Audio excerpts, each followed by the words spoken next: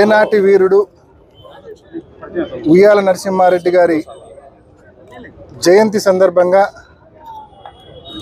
ఇవాళ ఆయనను ఘనంగా స్మరించుకోవడం జరిగింది. బ్రిటిష్ వాళ్ళను ఎదిరించిన తొలి నాయకుడు ఉయ్యాలవాడ నరసింహారెడ్డి గారు. రైతుల హక్కుల తరపున పోరాడిన నాయకుడు ఉయ్యాలవాడ నరసింహారెడ్డి గారు. ఆయన 1806లో జన్మించి 1847లో మరణించారు. అంటే కేవలం 40 సంవత్సరాలు మాత్రమే ఆయన జీవించారు. ఆయన జీవించింది 40 సంవత్సరాలు అయినా కూడా 200 సంవత్సరాల తర్వాత కూడా ఆయన పేరు ఇంకా మనము స్మరించుకుంటున్నామంటే, ఆయనను గుర్తుంచుకుంటున్నామంటే, ఆయన బతికిన 40 సంవత్సరాలు ఎంత గొప్పగా బతికారో ఒక్కసారి మనం ఆలోచన చేయొచ్చు.